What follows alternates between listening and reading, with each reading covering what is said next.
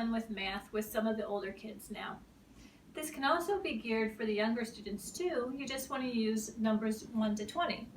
But I'm going to do this one for some of our older students.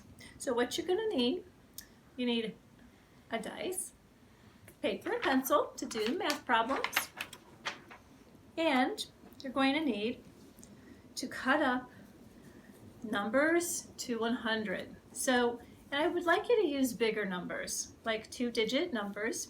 You're going to cut them all up on paper or note cards or whatever you have. Mix them all up, and then you want to put all the numbers in a bag. Okay, shake it up. Now, this is fun to play. You can do it by yourself, or you can do it with a partner. Either way. So what you're going to do is you're going to roll to see what you're going to do with the numbers. So if you roll a 1, you're going to pick 2 and add. If you roll a 2, you're going to pick 2 and subtract. If you roll 3, you're going to pick 4 and put your numbers in order from greatest to least. If you roll a 4, pick 3 numbers out of the bag and you're going to add them. If you roll a 5, you're going to pick 5 numbers from the bag and you're going to put in order, this time from least to greatest. And if you roll a 6, pick 1 number from the bag and tell what comes before and after that number. Okay, so here's how you do it. Roll that dice, and I rolled a 5. So I'm going to pick 5 numbers from the bag.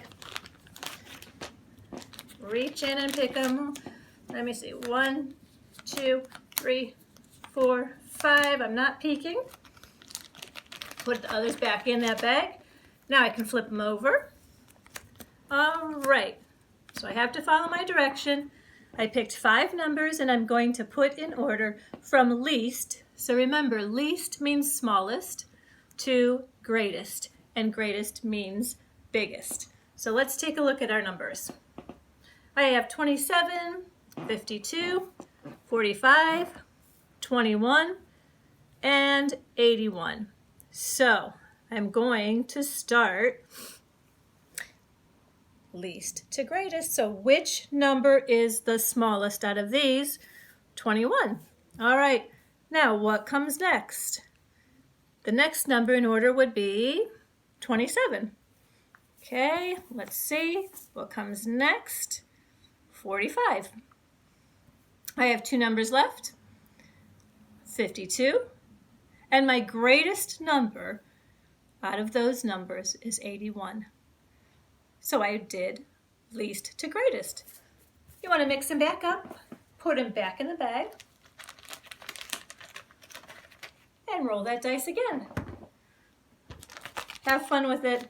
Again, you can play this with a partner, with a couple people at home, but you can also, if it's something that you're just going to do by yourself, you can do that too for a fun way to practice different kinds of math problems, and again, something different than just doing it online or doing a worksheet.